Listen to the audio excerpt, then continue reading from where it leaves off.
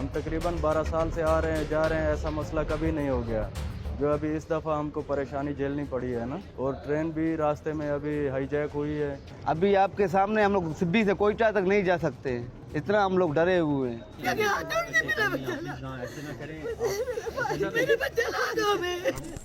पाकिस्तान में Balochistan liberation army ने हड़कंप मचा दिया है। बलूचिस्तान की आजादी के लिए बनी बलूच आर्मी ने पाकिस्तान में ट्रेन हाईजैक कर दुनिया को चौंका दिया। इस ट्रेन में 500 से ज्यादा लोग सवार थे, जिसमें आधे से ज्यादा लोग पाकिस्तानी सेना और खुफिया एजेंसी से जुड़े थे। बलूच आर्मी ने पूरी खुफियागिरी के बाद ही इस जाफर एक्सप्रेस को टारगेट किया और पाक के सैनिकों के साथ ट्रेन ही अगवा कर ली। अब पाकिस्तानी सेना में कोहराम मचा हुआ है, क्योंकि बलूच ब्रिगेड की धमकी को हल्के में नहीं लिया जा सकता। पाकिस्तान के सुरक्षा बलों और बलूच विद्रोहियों के बीच घमासान जारी है। जफर एक्सप्रेस एक सुरंग के भीतर खड़ी है, ऊपर पाक सेना के हेलीकॉप्टर मंडरा रहे हैं और नीचे बलूच विद्रोही मोर्चा संभाले हुए हैं। आज आपको बताएंगे कि आखिर ये बलूच के बागी हैं कौन। बलूचिस्तान एक इलाका है जो पाकिस्तान के अंदर आता है, लेकिन वहां के लोग खुद को अलग देश मानते हैं। उनका कहना है कि 1947 में पाकिस्तान ने जबरदस्ती बलूचिस्तान को अपने साथ मिला लिया था। तब से वहां के लोग आजादी की मांग कर रहे हैं। बलूच लोग चाहते हैं कि पाकिस्तान की सेना और सरकारी एजेंसियां उनके इलाके से पूरी तरह हट जाएं। बलूच के लोग पूरी आजादी चाहते हैं। उनका कहना है कि बलूच लोग पाकिस्तान से अलग होकर खुद का एक स्वतंत्र देश बनाना चाहते हैं। वहीं बलूच के लोगों की दूसरी बड़ी मांग ये है कि वहां चल रहे चीन के CPEC प्रोजेक्ट तुरंत बंद हों। दरअसल बलूचिस्तान में चीन और पाकिस्तान मिलकर खनिज और संसाधनों का दोहन और इस्तेमाल कर रहे हैं। बलूच के लोगों का कहना है कि चीन की मौजूदगी से उनके इलाके में नुकसान हो रहा है और लोग वहां से विस्थापित होने की वजह से बेघर हो रहे हैं। साथ ही चीन पर यह भी आरोप है कि पाकिस्तान ने ग्वादर बंदरगाह चीन को दे दिया है, जिससे चीन बलूचिस्तान की संपत्तियों का दोहन कर रहा है। बलूच लोगों को इससे कोई लाभ नहीं होता, इसलिए वो चीन के भी खिलाफ हैं और यही आरोप वहां के लोग पाकिस्तान पर भी लगाते हैं। बलूच लोगों का कहना है कि पाकिस्तान उनके इलाकों की संपत्तियों का फायदा उठाकर वहां के लोगों को कुछ नहीं दे रहा। इन तमाम कारणों की वजह से वहां के लोग अब आजादी के लिए हथियार उठा लिए हैं। BLA ने कई बार पाकिस्तान और चीन के ठिकानों पर हमले किए हैं। कई बार चीन के इंजीनियर और कई कंपनी के लोग उसके टारगेट पर रहे हैं।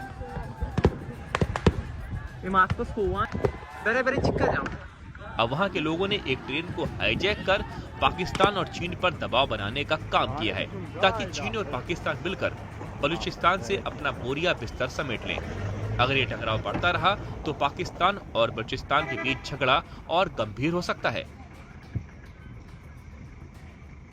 BLA काफी समय से ये मांग करता आ रहा है कि पाकिस्तान की किसी भी एजेंसी या सुरक्षा एजेंसी का कोई भी नुमाइंदा बलूचिस्तान में नहीं होना चाहिए। दरअसल कई दशकों से बलूचिस्तान के लोगों के साथ पाकिस्तानी सेना ने बेहद ही अमानवीय बर्ताव किया है। बलूच की आजादी और वहां की आवाम के अधिकारों की बात करने वालों को पाकिस्तानी जेलों में ठूंस दिया जाता है। बलूचों की समस्या कभी भी अंतर्राष्ट्रीय स्तर पर नहीं उठ सकी। उल्टा पाकिस्तानी सेना का वहां दमन चक्र जारी है। यही वजह है कि पाकिस्तान की क्रूरता से आजादी के लिए बलूचों ने संघर्ष का रास्ता अख्तियार किया। 1971 में पाकिस्तान से बांग्लादेश के अलग होने के बाद बलूचिस्तान को मानो आजादी की राह दिख गई।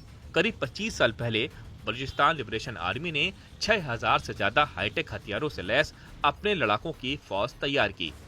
बलूचिस्तान लिबरेशन आर्मी का गठन किया गया, जो कि आजादी की मांग को लेकर पाकिस्तानी सरकार और सेना के खिलाफ संघर्ष कर रही है। लेकिन साल 2006 में पाकिस्तान ने इसे आतंकवादी संगठन करार दिया। ये समूह बलूचिस्तान में सुरक्षा बलों, सरकारी इमारतों और चीनी सेना और उनके वर्कर्स को टारगेट करते हुए कई हमले कर चुका है। अब अपने राजनीतिक कैदियों की रिहाई के लिए इसने ट्रेन हाईजैक कर पाकिस्तान सरकार और सेना की नींद उड़ा दी है। पिछले कुछ सालों से कई बलूच अलगाववादी गुट उभर रहे हैं, जो पाकिस्तानी सेना के खिलाफ राजनीतिक हिंसा को अंजाम दे रहे हैं। बलूचिस्तान लिबरेशन फ्रंट और बलूचिस्तान लिबरेशन आर्मी सहित इन समूहों के टारगेट बलूचिस्तान की आजादी हासिल करना है। बीएलए कई सुसाइड अटैक और बड़े हमलों के लिए भी जिम्मेदार रहा है। मजीद ब्रिगेड को बीएलए का सुसाइड स्क्वाड माना जाता है, जो कई हाई प्रोफाइल हमलों में शामिल रहा है।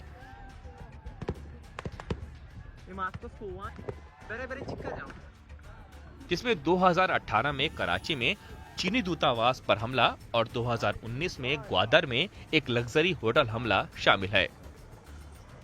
लेकिन साथ ही बलूचिस्तान में बाहरी घुसपैठ के खिलाफ भी इन्होंने अपना विद्रोह जताया है।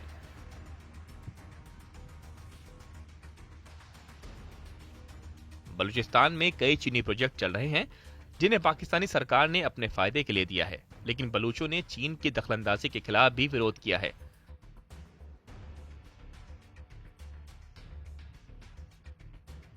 बलूच में जैसे जैसे चीन का प्रभाव बढ़ा, वैसे वैसे बीएलए ने हमले तेज कर दिए। बलूचिस्तान दरअसल पाकिस्तान से लगा हुआ एक अलग प्रांत है, जिस पर पाकिस्तान ने 1947 में जबरन विलय कर कब्जा कर लिया था। तब से लगातार पाकिस्तान बलूचिस्तान पर अपना अधिकार जताकर वहां की खनिज संपदा का दोहन कर रहा है और चीन को भी खनन का अधिकार सौंप चुका है। चीन की तमाम कंपनियां बलूचिस्तान में खनन कर रही हैं, जिसके बदले में पाकिस्तान चीन से मोटी रकम लेता है।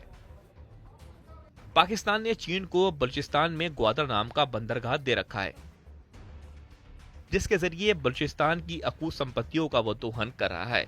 यही वजह है कि बलूचिस्तान के दुश्मनों में चीन भी पहले नंबर पर पहुंच गया है और बीएलए अक्सर ग्वादर बंदरगाह पर भी हमले करता रहता है, क्योंकि बलूचिस्तान को एक पैसा भी नहीं मिलता।